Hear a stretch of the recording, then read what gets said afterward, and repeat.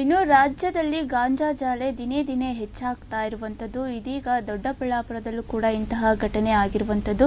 ಕಂಟನಕುಂಟೆಯಲ್ಲಿ ಗಾಂಜಾ ಜಾಲೆ ಭೇದಿಸಿದಂತಹ ಪೊಲೀಸರು ಮನೆಯಲ್ಲೇ ಗಾಂಜಾ ಪ್ಯಾಕಿಂಗ್ ಮಾಡಿ ಮಾರಾಟ ಮಾಡ್ತಾ ಇದ್ರು.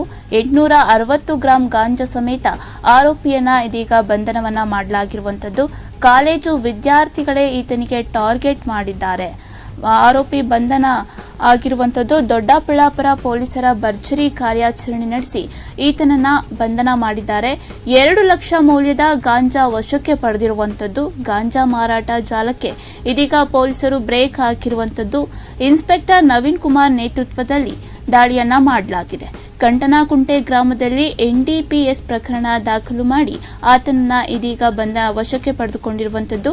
ಸಣ್ಣ ಪ್ಯಾಕೆಟ್ಗಳಲ್ಲಿ ಗಾಂಜಾ ಮಾಡ್ತಾ ಇದ್ದಂತಹ ಆರೋಪಿ ಚೇತನ್ ದೊಡ್ಡಬಳ್ಳಾಪುರ ಗ್ರಾಮದ ಠಾಣೆ ಪೊಲೀಸರ ಕಾರ್ಯಾಚರಣೆ ನಡೆಸಿ ಆರೋಪಿ ಚೇತನನ್ನ ಈಗಾಗಲೇ ಬಂಧನವನ್ನ ಮಾಡಲಾಗ್ತಾ ಇದೆ. ಮನೆಯಲ್ಲಿಯೇ ಗಾಂಜಾವನ್ನ ಪ್ಯಾಕೆಟ್ಗಳನ್ನ ಮಾಡಿ ಅಕ್ರಮವಾಗಿ ಮಾರಾಟ ಮಾಡ್ತಾ ಇದ್ದಂತಹ ಖಚಿತ ಮಾಹಿತಿ ಮೇರೆಗೆ ದಾಳಿಯನ್ನ ಮಾಡಲಾಗಿದೆ. ದೊಡ್ಡಬಳ್ಳಾಪುರ ತಾಲೂಕಿನ ಕಂಟನಕುಂಟೆ ಗ್ರಾಮದ ಚೇತನ್ ಕುಮಾರ್ ಇದೀಗ ಬಂಧಿಸಲಾಗಿರುವಂಥದ್ದು.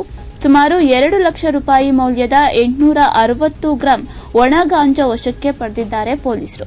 ಕಾಲೇಜು ವಿದ್ಯಾರ್ಥಿಗಳು ಸೇರಿ ಹಲವರಿಗೆ ಸಣ್ಣ ಸಣ್ಣ ಪ್ಯಾಕೆಟ್ಗಳನ್ನು ಮಾರಿ ಮಾರಾಟ ಮಾಡ್ತಾ ಇದ್ದಂತಹ ಆರೋಪಿ ಚೇತನ್ ಇನ್ಸ್ಪೆಕ್ಟರ್ ನವೀನ್ ಕುಮಾರ್ ನೇತೃತ್ವದಲ್ಲಿ ದಾಳಿಯನ್ನ ನಡೆಸಿ ಆರೋಪಿಯನ್ನ ಬಂಧಿಸಿದ್ದಾರೆ ಪೊಲೀಸರು. ದೊಡ್ಡಬಳ್ಳಾಪುರ ಗ್ರಾಮಾಂತರ ಪೊಲೀಸ್ ಠಾಣೆಯಲ್ಲಿ ಎನ್ಡಿಪಿಎಸ್ ಕಾಯ್ದೆಯಡಿ ಪ್ರಕರಣ ದಾಖಲನ್ನ ಮಾಡಿಸಿಕೊಂಡಿದ್ದು, ಬೆಂಗಳೂರು ಗ್ರಾಮಾಂತರ ಜಿಲ್ಲೆಯ ದೊಡ್ಡಬಳ್ಳಾಪುರ ತಾಲೂಕಿನ ಕಂಟನಕುಂಟೆ ಗ್ರಾಮದಲ್ಲಿ ಈ ಘಟನೆ ನಡೆದಿರುವಂಥದ್ದು.